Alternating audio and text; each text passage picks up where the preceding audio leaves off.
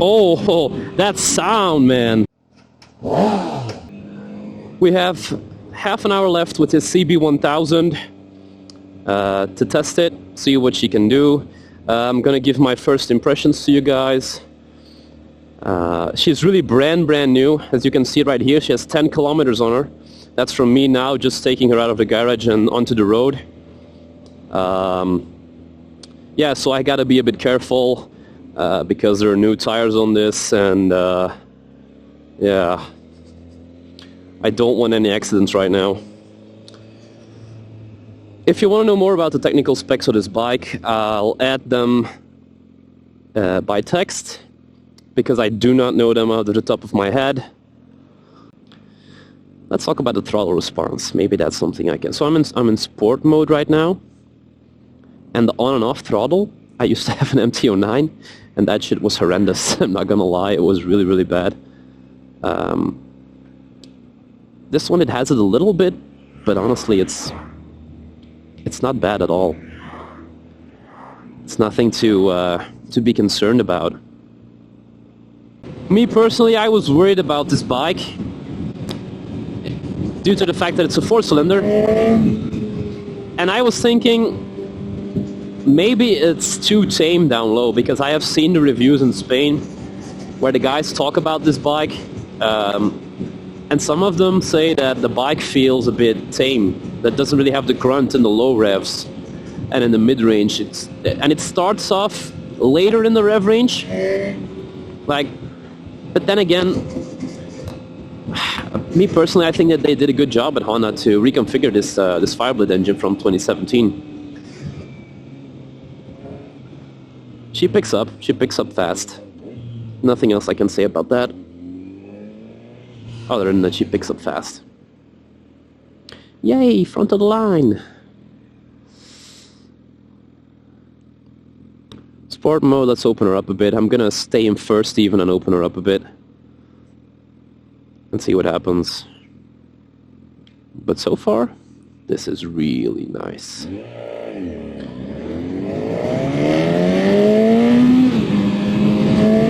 Oh god, bro, this thing.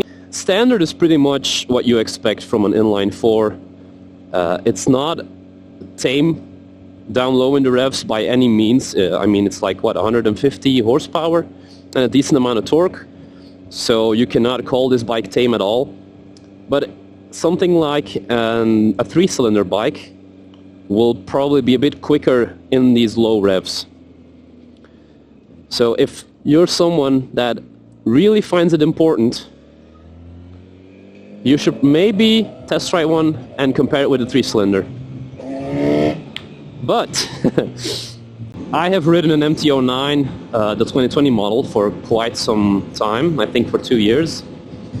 And I can tell you right now with certainty that it will probably be a bit faster in the lower gearing and the lower speeds.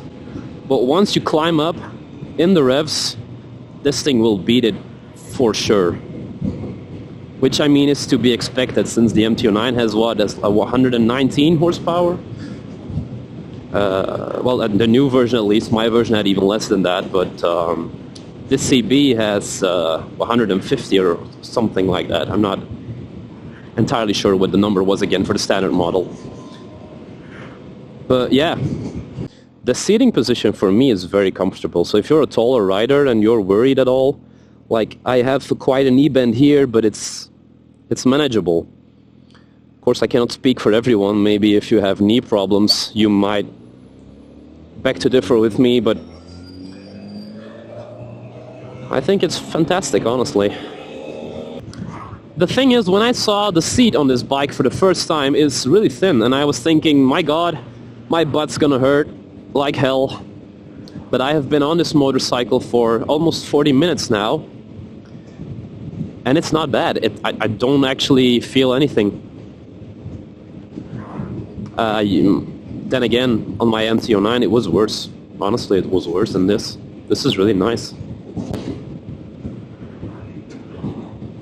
The seating position, or should I say the riding position, it's upright, but it's not extremely upright. Like if I would sit like I sit on my NC750, I sit even more upright. I am more like this.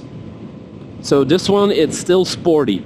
It gives you that feeling of being hunched over, but just a little bit. It's nothing extreme. Why am I... I forgot how to speak there, I'm sorry. It's nothing extreme by far, it's just... It's nice. I'm not gonna lie, it gives you that little bit of a Streetfighter position to attack the roads and curves. But it's not like I'm thinking, oh god, my back's hurting right now, or my wrists are hurting, so...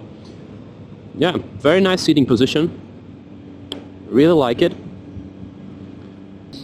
Then the tank, it's a really wide tank. I can really grip it with my legs. It's really nice, actually. It makes me feel planted and makes me feel like I am very much in control of the ride.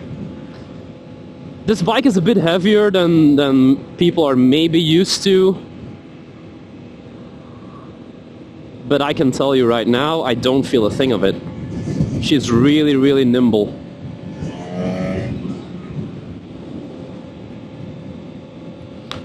Yeah, it's really enjoyable. Suspension is good, honestly. It's I'm not having any issues with this standard suspension.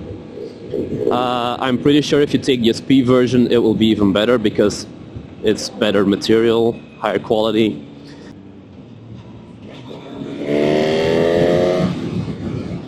Addicting sound. I am pretty sure if you put an aftermarket can on this thing, it will feel and sound pretty damn amazing.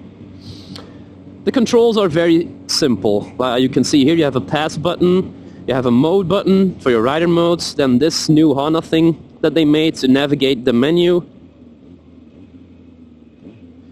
Your blinker and your horn, of course, and then over here you have your starter, and to put on all your blinkers.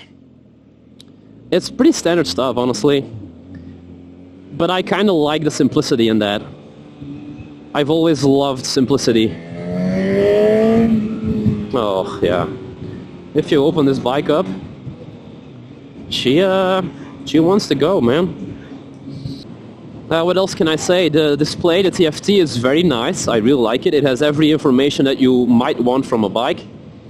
You can fiddle about with the phone connectivity and stuff right here, but I'm not going to do that. It has, right now as it's set up, really everything you need. You can see how much gas you have left, which is always nice. What gear you're in, your speed, your kilometers, the hour, and your RPMs. It's really nice, honestly. Even in the sun, you can read it perfectly. No complaints there. Good job, Honda, is what I'd say. Of course, opinions are very subjective, but I think this bike looks really, really good. It really, really does. I've seen lots of videos of it and pictures of it before I went and saw one in the flesh.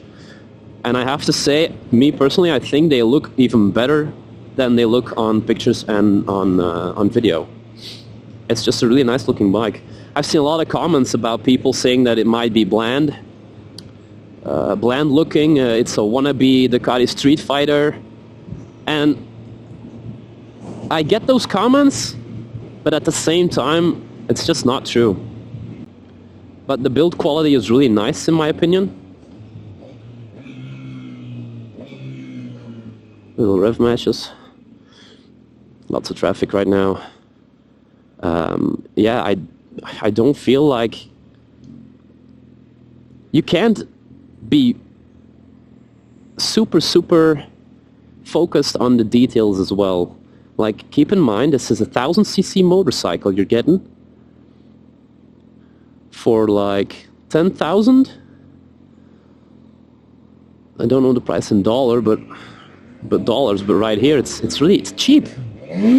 Nothing else I can say. That was a false neutral, which was very nice, but okay. That happens. That happens. Shit happens. I'm just chilling about right now, and honestly, this bike just feels amazing. Handles amazing. Handles great. yeah, I just can't complain.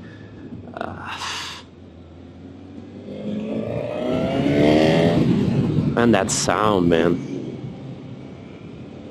But if you want to save some money, you can definitely buy the standard version and still be pretty happy with what you're given. However,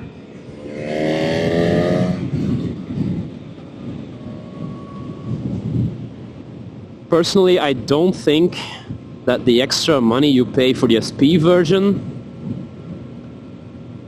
is that much different from the standard one for what you get. And by that I mean you get Brembos, you get Öhlins, you get a bit more horsepower, but that's due to a little valve in the exhaust, so I wouldn't really worry too much about that. But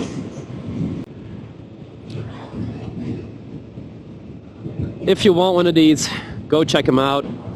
They are really good bikes in my opinion. Definitely get a lot of value for your money. They are really enjoyable to ride. Honestly, I am having a blast on this. It can go fast, it can go slow, it can do everything in between. It sounds nice. Like, even with the standard can, if you open her up, she sounds really mean. In the higher revs, of course, that is.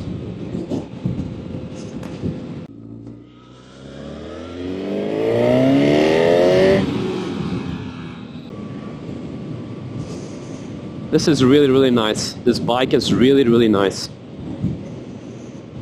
It really is. I'm sad to get off this bike, man. That's how much I liked it. That's the end of this video. Thank you so much for watching. Comment and subscribe if you liked it, and I'll see you on the next one. Take care.